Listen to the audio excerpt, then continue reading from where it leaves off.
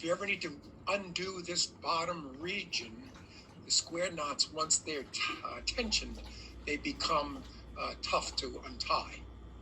And here's that lock loop again. So this one's going to be a 4-slide explanation of the technique. If you have heel slippage or your toes jam into the toe box region, such as when you're going downhill. So what you can do is you start off your lacing, and then when you get to the region where the boot starts to ride up the front of your tibia bone, the front of your shin, basically,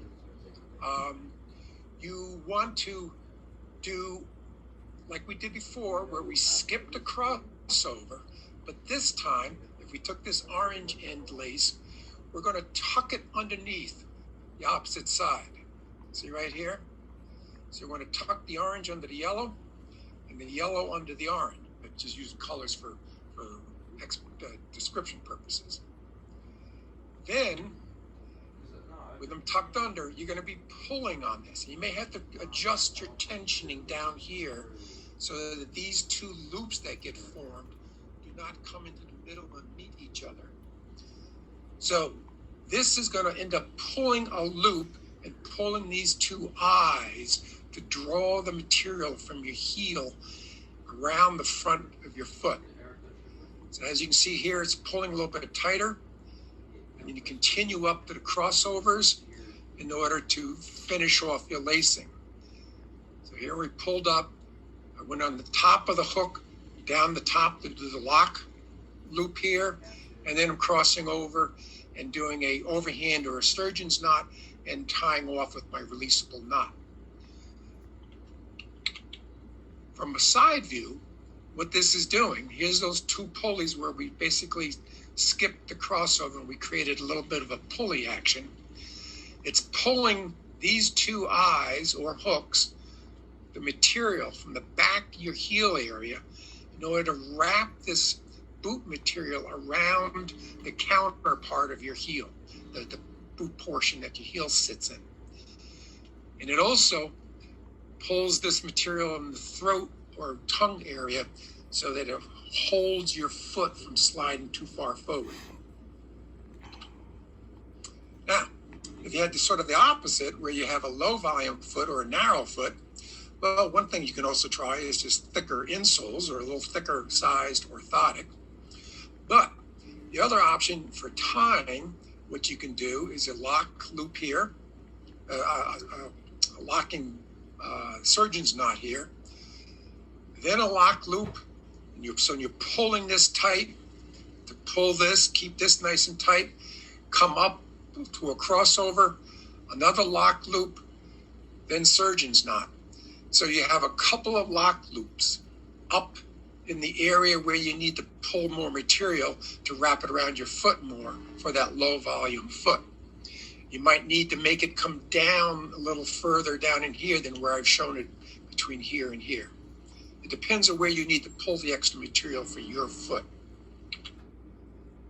So the other option is, or the other issue is, if you have a tight toe box, maybe you have wide toe and your boot's a little bit too tight in the toe box area, this is going to be effective to a certain degree. It all depends on how far down this throat area, where the boot's tongue is, how far down the front of the boot this extends.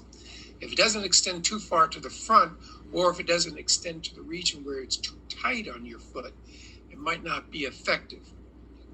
But you have two options here. One, you don't even lace the lower section, the lower eyes or the lower hooks, and you cross up, and then you do a locking and a lock loop.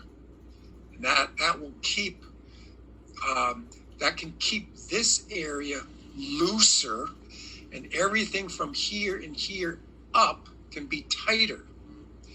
So in this option, I showed it a little bit more exaggerated, where the laces is shown more exaggerated loose, and then it gets isolated with a square knot or surgeon's knot across here. And then from this point up, you can make this tighter to hold your foot into the heel box. Also note in this location right here, this is shown a little too exaggerated loose. You don't want it too loose because you don't want chances of sticks to jam up in there and cause a tripping hazard. So if you had a combination of issues, let's say you have a high arch or you have some instep pressure right about in here, excuse me, and you have a tight toe box. So what you can do is a combination of these. In this left window, the surgeon's knot isolates a looser lacing down here, then a tighter lacing from here up. Or you have the looser lacing here, square knot at the region where you want to differentiate between loose at the bottom and tight at the top. Any of these previous combinations can be worked together. If you happen to have pressure from the cuff on your boot, maybe pressing on your ankle bone or on the front of your shin, the tibia, what you can do is you come up and go to the top of the eye, come down and finish off your lacing with your releasable bow a little bit lower on the boot. So here's it's shown here. Instead of this bow being up here, it's down a little bit lower. That small difference might make a difference. The other option is just totally skipping the upper eye. Put your finishing lace down low. But if you're going to go with this type of an option, I would suggest definitely look into using a pair of gaiters so that you can help prevent any debris from getting into the top of your boot and causing other issues.